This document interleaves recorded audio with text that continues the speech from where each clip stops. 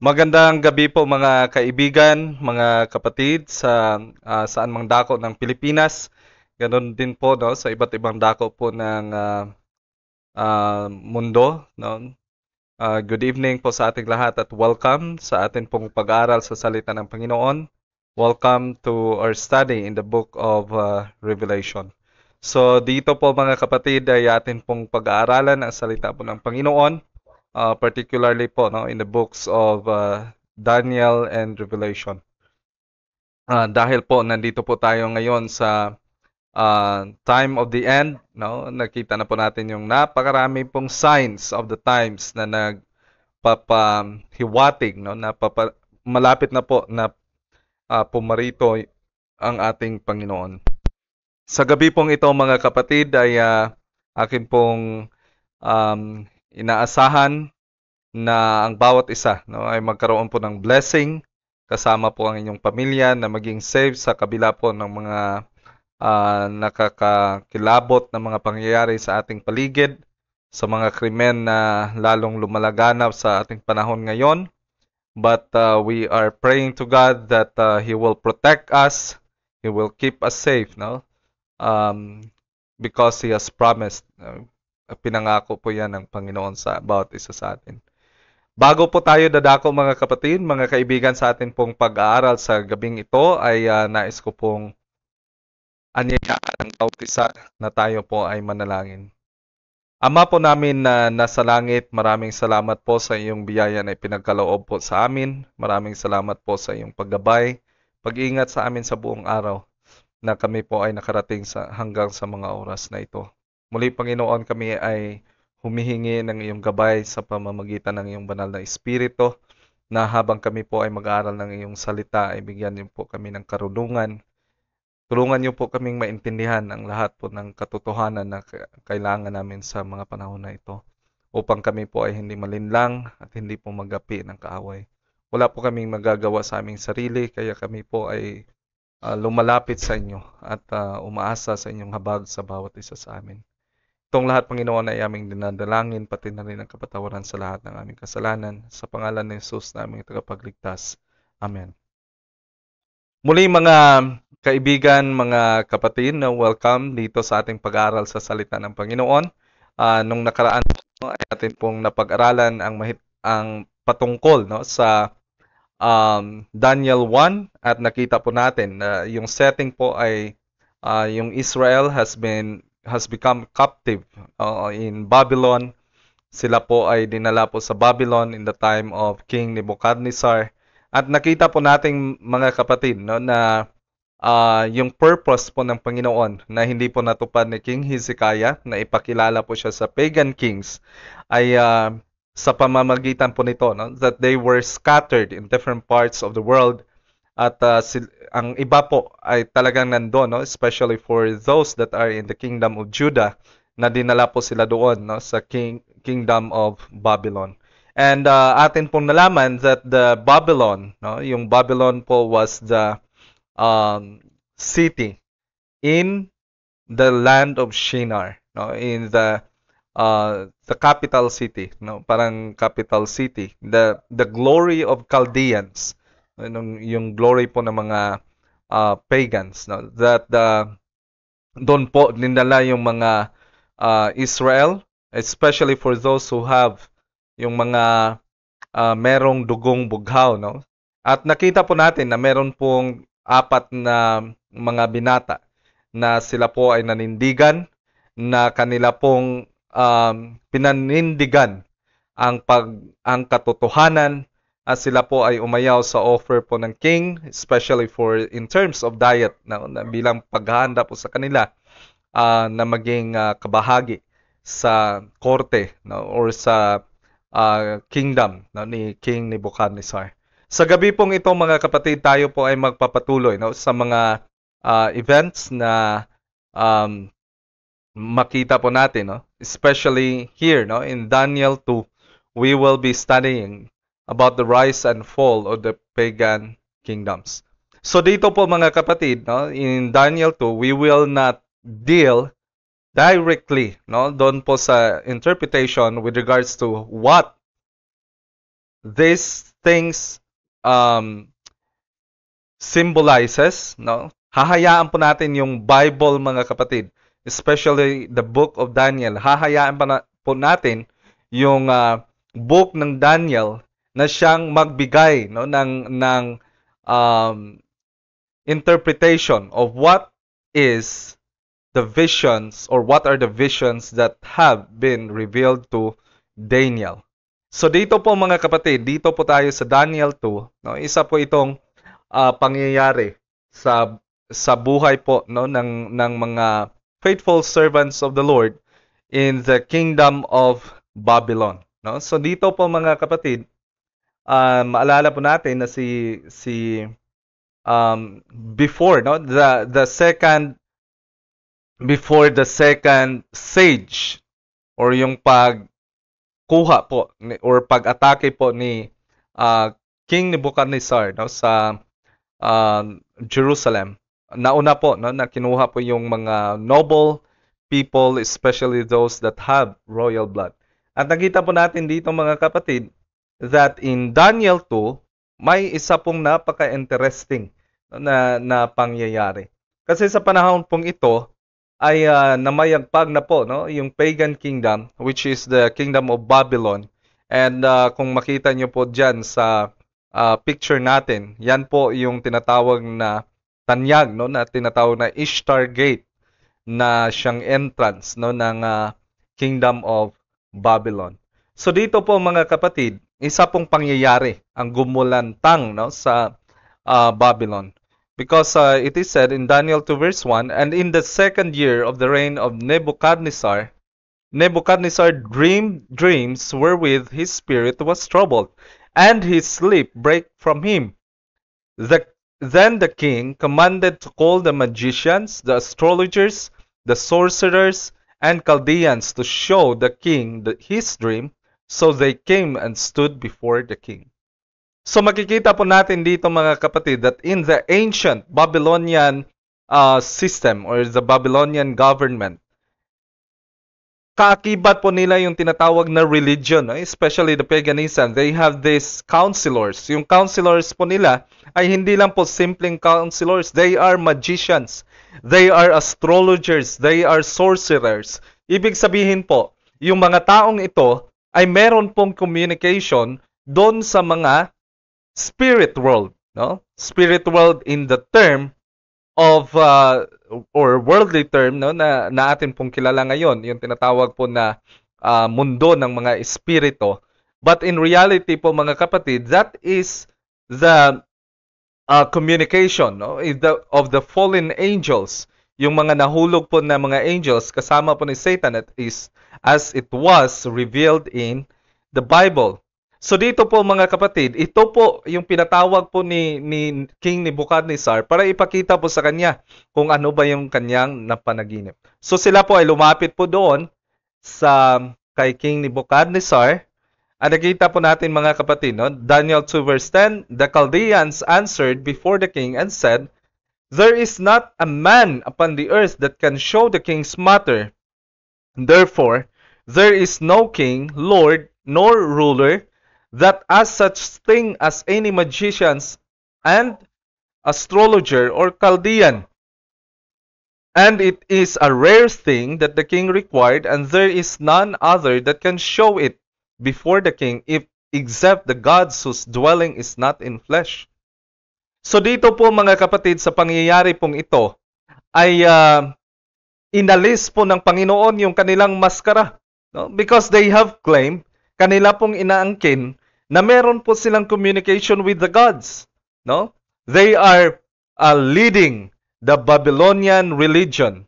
At sila po, no, ay merong communication sa mga sinasabi nilang Diyos, no?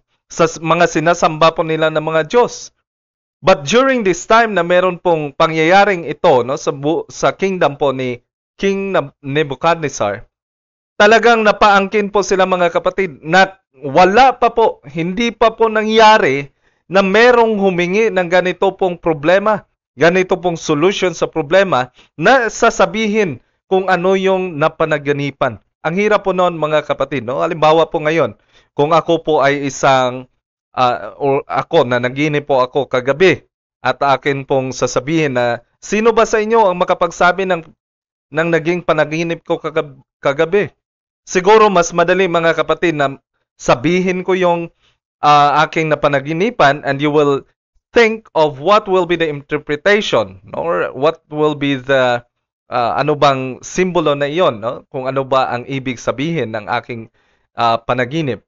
But to reveal my dream itself, no? Nasasabihin ko na sabihin nyo kung ano yung napanaginipan ko kagabi, ang hirap po nun. No? Yun po yung nangyari sa panahon po ni King Nebuchadnezzar. At sa panahon na ito, mga kapatid, napaangkin po sila. Sinabi po sila na walang makapakita nito, walang makapagsabi nito sa king, maliban sa Diyos, no? Sa mga Diyos whose dwelling is not in flesh. So ano bang ibig sabihin nito mga kapatid, mga kaibigan? Na yung kanilang pag-aangkin na meron po silang communication sa Panginoon is false. No? At makita po natin dito mga kapatid, in Daniel 2 verse 12 and 13, for this cause the king was angry and very furious and commanded to destroy all the wise men of Babylon. And the decree went forth that wise men should be slain, and they sought Daniel and his fellow to be slain. So sa nangyari po nito, sobrang galit po ni King Nebuchadnezzar, nag-utos po siya na patayin ang lahat ng wise men ng Babylon. Na sila po ay nagkaroon po ng decree, no, na lahat ng mga wise men, kasama na po doon, no, si Daniel at yung kanyang kasamahan, yung kanyang mga kaibigan, kasali na po doon sa papatayin. Kaya hinanap po nila mga kapatid si Daniel at yung kanyang mga kaibigan para patayin, no? At makita po natin dito mga kapatid, sabi po dito sa Daniel 2:26 and 24, sabi po dito, the king answered and said to Daniel, Daniel,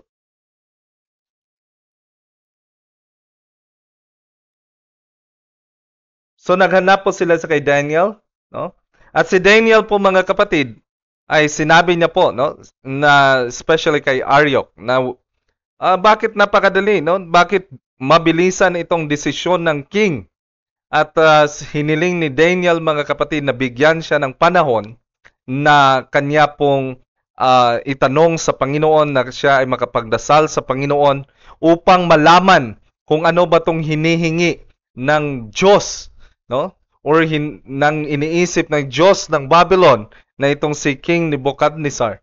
Kaya lumapit po, no, si Daniel sa Panginoon. Humingi po siya ng tulong sa Panginoon. At dumating po yung time mga kapatid, no, na ni-reveal po ng Panginoon sa kanya yung panaginip po ni King Nebuchadnezzar.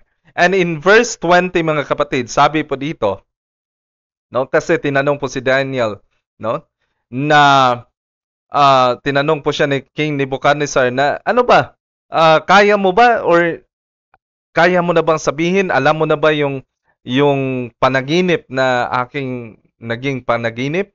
No? So sabi po ni Daniel mga kapatid sa kanyang answer po sa king, Daniel answered and said, Blessed be the name of the Lord of God forever and ever, for wisdom and might are His. No? So nakita po natin dito mga kapatid na hindi po mapagmataas si Daniel sa kanyang sarili. Hindi niya po sinabi na, mayroon po, alam ko yan, na marunong ako niyan. Hindi po. Sinabi niya po, Blessed be the name of God forever and ever, for wisdom and might are His. And He changeth times and seasons. He removeth kings and setteth up kings. He giveth wisdom unto the wise, and knowledge to them that know understanding. So dito po mga kapatid, mga kaibigan, makikita po natin that it is God who is in control, lalo na po, no, sa mga kaharian, kung sino yung magiging hari, it is God who is in control. He removeth kings and setteth up kings. So ang Panginoon po ang may control sa lahat ng ito. Sabi po dito in verse 22 and 23, He revealeth the deep and secret things. He knoweth what is in darkness, and the light dwelleth in him. I thank thee and praise thee, O thou God of my fathers, who hast given me wisdom and might, and hast made known unto me now what we desired to thee. For thou hast now made known unto us the king's matter. So nagpasalamat po si Daniel, mga kapatid, sa Diyos, no, na nilahad po ng Panginoon sa kanya yung hinihingi po ng king, no? At makikita po natin dito, mga kapatid, sa pagpatuloy, no? Daniel 2 verse 26. Sabi po dito, The king answered and said unto Daniel, whose name was Belshazzar, Art thou able to make known unto me the dream which I have seen and the interpretation thereof? No? Tapos sabi po ni Daniel, Daniel answered in the presence of the king and said, The secret which the king hath demanded cannot the wise men, the astrologers, the magicians, and the soothsayers show unto the king. So sinabi po ni Daniel na wala pong makagawa nito. Wala pong wise men, wala pong astrologers, wala pong magicians, walang soothsayers, no, na makapagsabi ng mga bagay na ito. No? Pero sinabi po ni Daniel, mga kapatid, na merong Diyos, no, sa langit na makapagpahayag ng mga bagay na ito. Napakaganda po ng experience na ito, mga kapatid, mga kaibigan, kung atin pong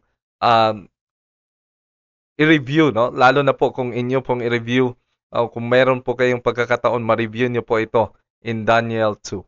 Titingnan po natin dito, mga kapatid, in Daniel 2 verse 31, kung ano ba yung panaginip ni King Nebuchadnezzar na sinabi po ni Daniel.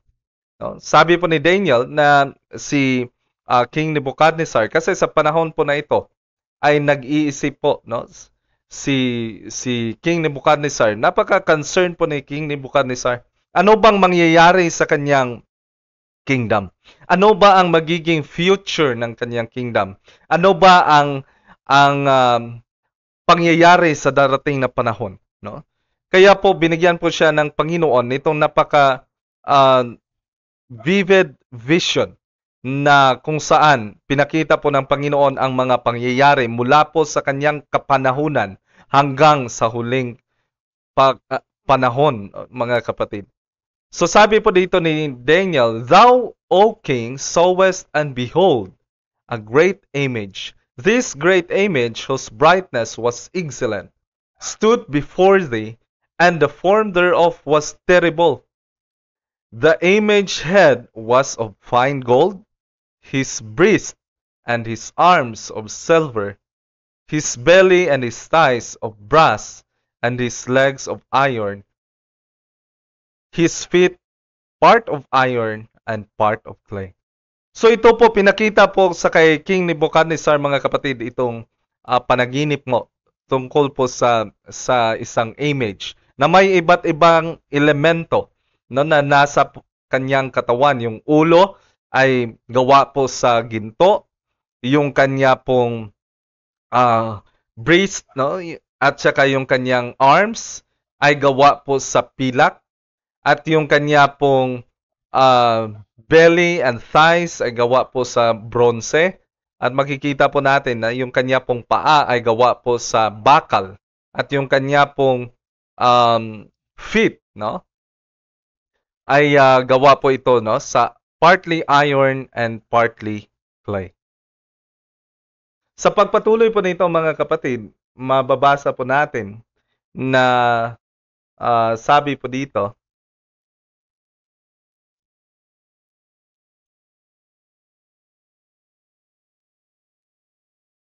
verse 34, Thou sawest still the stone, that a stone was cut out without hands, which smote the image upon his feet, that were of iron and clay, and brake them into pieces.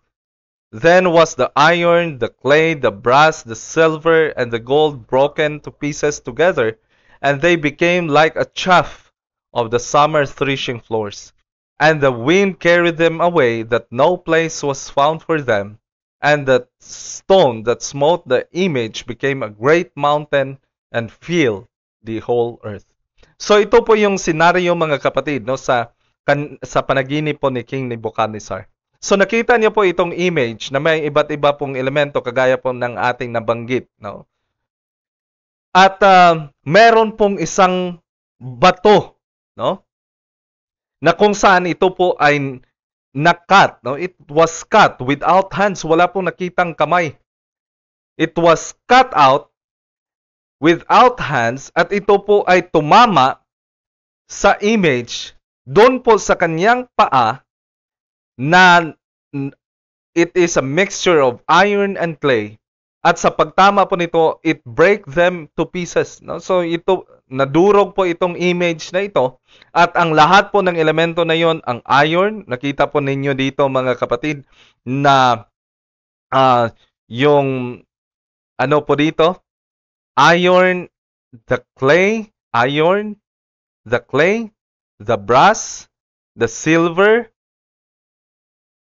and the gold broken to pieces together, and they became like a chaff on the summer threshing floor. Makita po ninyo dito mga kapatid, ang una pong tinamaan or ang una pong nadurog ay yung iron, and then yung clay, and then yung brass, and then yung silver, and then the gold. No? Pabaliktad po siya, maliban po dito sa iron and clay. No? So makita nyo po dito mga kapatid, na it will be, yung una pong pagkadurog ay dito po sa panahon ng iron, and then the clay, and then the brass, and then the silver, and then the gold. No? Makikita po natin dito mga kapatid as we go through no? Dito po sa book ni Daniel. At makikita din po natin mga kapatid na itong lahat ng elemento na ito ay parang ipa or it is a chaff of the summer threshing floor. At dinala po sila ng hangin at wala pong nakitang lugar para po sa kanila. At yung stone na tumama po doon sa image na iyon ay naging malaking bundok. At ito po ay pumuno no, sa buong sanlibutan. So makikita po natin dito no, na nandito po yung image, tinamaan yung image, at nung tinamaan yung image, nadurog po yung iba't ibang elemento, at yung iba't ibang elemento ay tinangay po ng hangin, wala po nakitang lugar para sa kanila, at yung stone ay naging malaking bundok. So tandaan po natin yan, yung sequence na yan mga kapatid. Daniel 2 verse 36, this is the dream, and we will tell the interpretation thereof before the king. So sabi ni Daniel, ito yung panaginip mo, mahal na hari. At sasabihin namin sa iyo kung ano ba ang ibig sabihin nito. Daniel 2 verse 37, thou, O king, art the king of kings. For the God of heaven hath given thee a kingdom, power, and strength, and glory. And wheresoever the children of men dwell, and the beasts of the field, and the fowls of heaven hath he given into thine hand, and hath made thee ruler over them all. Thou art this head of gold. Nakita po natin dito mga kapatid ang isa pong pagbibigay ng Panginoon ng pagkakataon po sa pagan kingdoms. Tumalikod po yung bayan ng Panginoon during their time. No? Dito po sa panahon ni King Nebuchadnezzar. The first temple, yung una pong templo na tinayo po no, sa panahon ni King Solomon ay nasira. Sila po ay naging captive mga kaibigan. So ibig sabihin po, there was no service, wala pong service no, within the temple. At makikita po natin na sila po ay naging slave, no? Naging alipin po sila doon po sa Kingdom of Babylon. At nakita natin din po dito mga kapatid na sa panahon na ito, yung binigyan po ng pabor ng Panginoon is the King of Babylon. No? Siya po yung nire-representahan ng gold. So malinaw po mga kapatid that this image or this dream of the King Nebuchadnezzar shows us or nagpapakita po ito ng pagkasunod-sunod po ng mga kings or ng kingdoms. No? So meron na tayong clue, meron na tayong interpretation na nakita na yung head of gold, yung head represents the kingdom of Babylon. No? Nag-represent po ito, no, sa kaharian po ng Babylon. At sinabi po dito mga kapatid sa patuloy na Daniel 2 verse 39, and after thee shall arise another kingdom inferior of thee. No? Inferior to thee. So pagkatapos pala ni King Nebuchadnezzar, merong papalit na kingdom. No? Merong tatayo na another kingdom na mas less, no, yung kanyang value, which is silver. And another third kingdom of brass, which shall bear rule all over all the earth. So pagkatapos po ng silver, may kasunod na naman na pangatlong kingdom, na ito po ay the kingdom of brass. No? And the fourth kingdom, yung fourth kingdom, meron pong pang-apat, shall be a strong iron. For as much as iron breaketh in pieces and subdueth all things, and as iron that breaketh all this, shall it break in pieces and bruise. And whereas thou sowest the feet and the toes, part of potter's clay and part of iron, the kingdom shall be divided. But there shall be in it of a strength of iron, for as much as thou sowest the iron mixed with miry clay. So dito po napaka-tricky po ng dream na ito mga kapatid, no? Kasi pinakita po ni Daniel, no? In-explain po ito ni Daniel sa kay King Nebuchadnezzar na pagkatapos po ng head of gold, pagkatapos niya po may kasunod na kingdom inferior to thee, pangalawa po yon, and there will be a third kingdom, the kingdom of brass, no, which shall bear rule over all the earth. And then the fourth kingdom, yung fourth kingdom, kagaya po ng isang iron or bakal. At kagaya po ng iron or bakal po na kaya po nitong durugin ang kahit na ano, ito rin ang gagawin ng kingdom na ito. At magkakaroon po ng division. Kagaya po na nakita ito na it was divided, so as the feet and the toes, part of potter's clay and part of iron, the kingdom shall be divided. So ibig sabihin po, yung kingdom na ito, the kingdom of iron will be divided, but yung strength, no, yung lakas ng iron ay nandun, no? Itong element na ito na they were divided, pero yung nagbibigay po ng lakas dito, no, nakita po natin, but there shall be in it the strength of iron. No?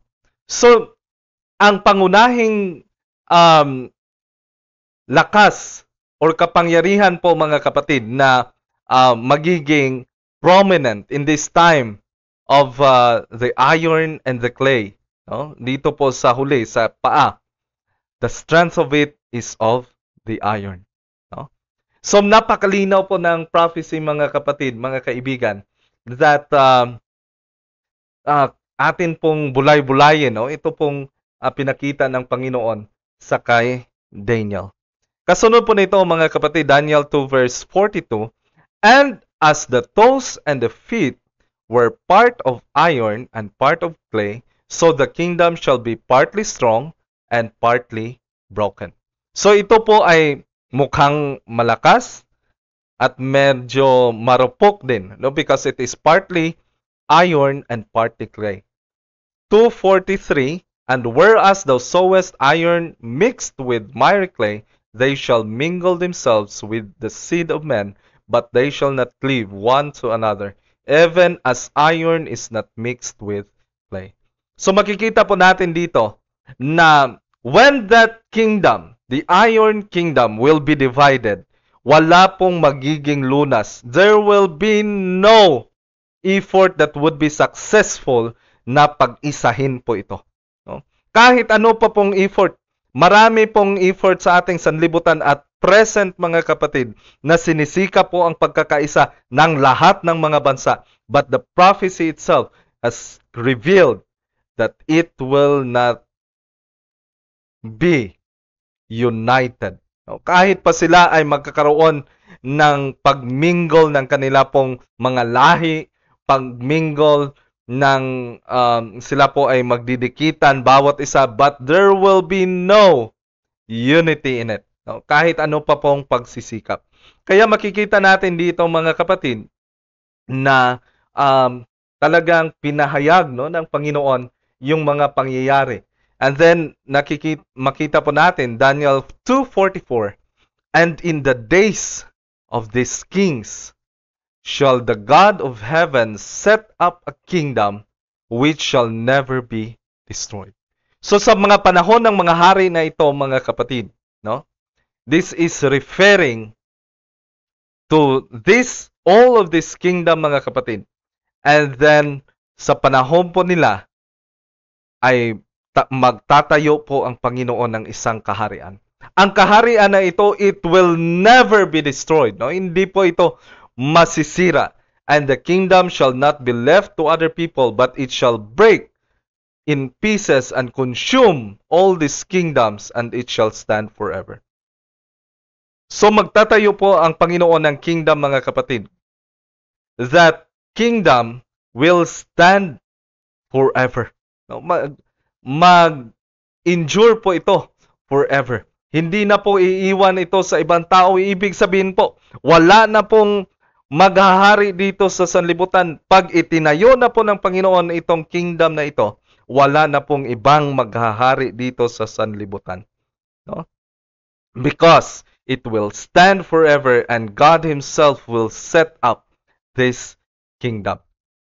At makikita po natin mga kapatid that in Daniel 2 verse 45, for as much as thou sawest the stone was cut out of the mountains without hands, and it shall break in pieces the iron, the brass, the clay, the silver, and the gold. The great God hath made known to the king what shall come to pass hereafter, and the dream is certain, and the interpretation thereof sure. So pinakita po ng Panginoon yung dream na ito at nilinaw po ni Daniel mga kapatid na ang dream na ito ay talagang totoo. The dream is certain and the interpretation thereof sure. At ito pong mangyayari mga kapatid sa atin pong kapanahunan mula po sa panahon ni King Nebuchadnezzar, pinahayag na po ng Panginoon ang mga pangyayari hanggang sa huling kapanahunan. And that includes our very own time mga kapatid. Yung atin pong kapanahunan ngayon ay kasali po dito sa pinahayag ng Panginoon na dream kay King Nebuchadnezzar. Daniel 2:46, then the king Nebuchadnezzar fell upon his face and worshipped Daniel and commanded that they should offer an oblation and sweet odors unto him. The king answered unto Daniel and said, of truth, that your God is a God of gods and the Lord of kings and a revealer of secrets, seeing thou couldest reveal this secret. So makikita po natin dito mga kapatid, mga kaibigan, na naipakilala po, natupad po ni Daniel yung kalooban ng Panginoon na maipakilala po siya doon sa pagan king. At napakasarap po ng message mga kapatid na nagbibigay po ng mensahe sa pagan king na si King Nebuchadnezzar na kahit siya ang kanyang kaharian who was the head of gold, may susunod pa sa kanya, may susunod pa na silver, may susunod pa na brass, may susunod pa na iron, magiging divided pa yung iron. But time will come that God Himself will set up a kingdom and will banish all of this kingdom. Kaya pinakita po mga kapatid, what is the message there to King Nebuchadnezzar?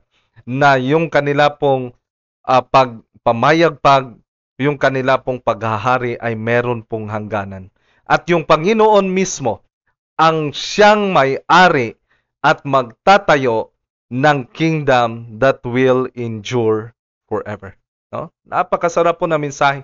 Pagkakataon po na binigay po ng Panginoon doon sa pagan lands and especially for those that are in pagan faith. No? Daniel 2:48, then the king made Daniel a great man and gave him many great gifts and made him ruler over the whole province of Babylon and the chief of governors over all the wise men of Babylon. Then Daniel requested of the king, and he said, Shadrach, Meshach, and Abednego over the affairs of the province of Babylon, but Daniel sat at the gate of the king. So sa pamamagitan po nito mga kapatid, binigyan po ng honor no si Daniel, siya po ay ginawang head no or chief of the governors. At siya rin po no ang pinaka-chief no sa mga wise men of Babylon. So nakita po natin dito mga kapatid na napakalaking liwanag po ang binigay ng Panginoon sa pagan lands. Isa po itong pagpapakita mga kapatid na wala pong kinikilingan, wala pong bias yung Panginoon.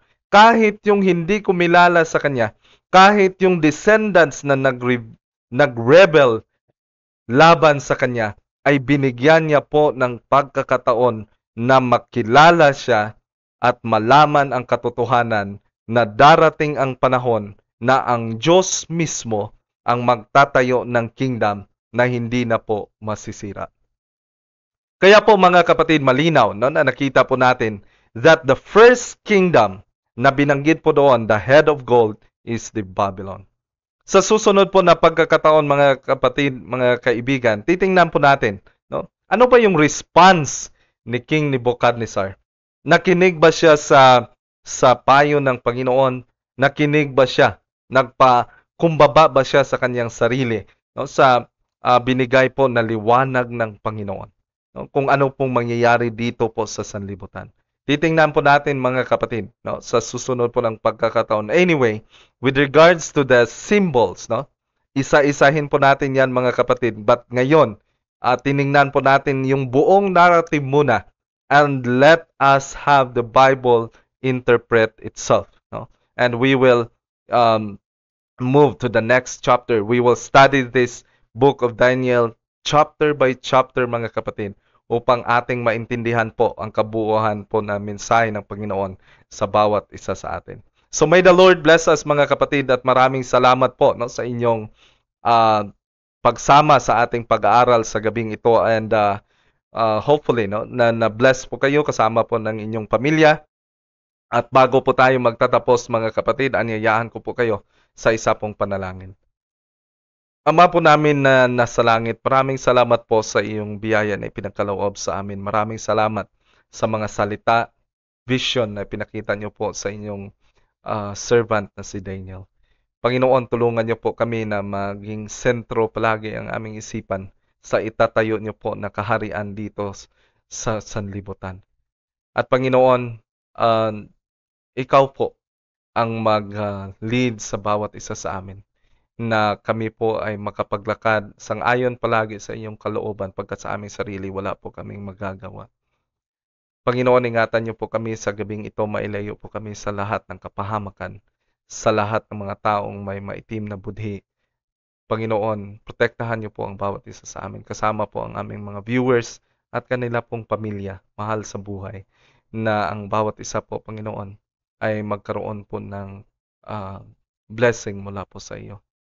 At tulungan niyo po kami, Panginoon, na kami po ay manatiling matatag at magpatuloy sa paglingkod po sa inyo. Tulungan niyo din po kaming maging handa at malinisan ang bawat isa sa amin upang kami po ay maging kabilang ng kaharian na iyo pong itatayo. Itong lahat, Panginoon, ay amin pong dinadalangin. Inaasahan po naming matatanggap sa matamis na pangalan ni Jesus naming tagapagligtas. Amen. Once again, mga kapatid, mga kaibigan, maraming salamat po no, sa inyong pong pagsubaybay sa ating pag-aaral sa salita po ng Panginoon. Sa susunod po na pagkakataon, bukas, kung ipagpahintulot po ng Panginoon, magpatuloy po tayo, no, sa pag-aaral ng kanyang salita upang atin pong malaman, no, ang katotohanan na kanya pong hinayag sa bawat isa sa atin. No? Tingnan niyo po mga kapatid kung gaano po kalaki yung pagmamahal ng Panginoon sa atin. Pinakita po ang vision kung ano pong mangyayari mula po sa panahon ni King Nebuchadnezzar hanggang sa ating kapanahunan. Kaya po, dapat tayo pong magtiwala sa ating Panginoon na ibig sabihin po nun, kahit anuman pong mga pangyayari, kahit anuman pong circumstance no, na nangyayari po sa ating paligid, God is always in control. No? Pinakita niya na po kung anong mangyayari. We have the advanced news in the Bible. No? Nandyan po sa Bible, mga kapatid, kung pinahayag ng Panginoon kung ano pong mangyayari sa susunod na pagkakataon. So, kita-kita po tayo mga kapatid sa susunod na pagkakataon at hopefully, no, tandaan po natin ang time na ito, no, that we will start our study as much as possible, no, at 8:10 or 8:20 mga kapatid, no, kasi mag-set up pa po ako at 8 at may you always pray, no, for the blessings of the Lord. At huwag nyo rin pong kalimutan mga kapatid na is-share ang atin pong live, no? Yung atin pong video sa inyong pong mga kaibigan, sa inyong pong mga kakilala, upang sila din ay magkaroon din po ng pagkakataon na mapag-aralan ang salita ng Panginoon. Once again mga kapatid, mga kaibigan, maraming salamat po sa inyong pagsubaybay and see you again on the next episode. Purihin po ang Panginoon sa kanyang mga salita and good evening po sa ating lahat. Amen.